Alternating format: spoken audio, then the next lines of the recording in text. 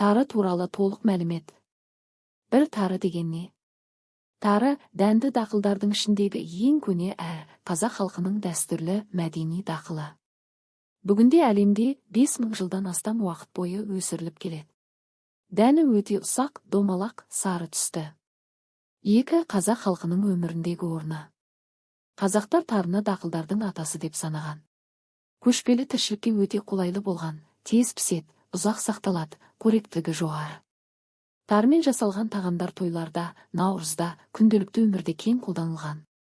3. Биологиялық ерекшеліктері. Құрғақшылыққа ең төзімді дақылдардың бірі.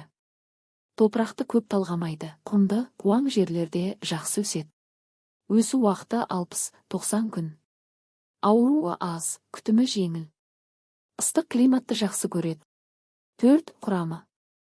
Тары дәнде 15 шамасында ақуыз. Көп мөлшерде көмірсу. 1-2-6 дәрумендері. Темір, магний, фосфор, калий сияқты минералдар бар. Бұл оның қуаттылығын арттырады. 5. Пайдасы. Ас қорыту жүйесін жақсартады. Жүрекке, қан тамырларына пайдалы. Ағзаға күш-қуат береді. Теріні, тырнақты, шашты жақсартады. Иммунитетті көтереді. Глютені аз болғандықтан кей адамдарға жеңіл сіңеді. 6. Тарымен жасалатын ұлттық тағамдар. 1. Талқан қуырылған тарыны тарту арқылы жасалады. 2. Жент, талқан, май, қант, бал қосылып дайындалады. 3. Тары көже тойларда, наурызда берілетін сусын.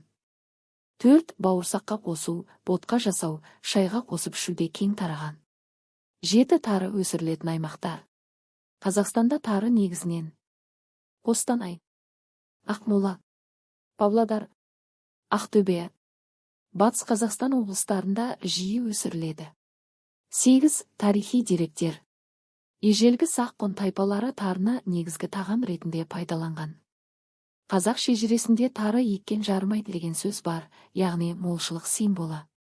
Кейбір зерттеушілер тарыны қазақтар мыңдаған жыл бұрын екенін айтады. 9. Шаруашылықтағы маңызы. Өнімділігі тұрақты. Малға арналған құнарлы жем ретінде де пайдаланылады. Көп еңбекті қажет етпейтін, үнемді дақыл.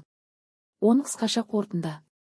Тары қазақтың мәдениетінде үлкен орын алған, құнарлы, пайдалы, құрғақшылыққа бейімделген маңызды дақыл. Денсаулыққа пайдасы көп, тағам түрлері де мол.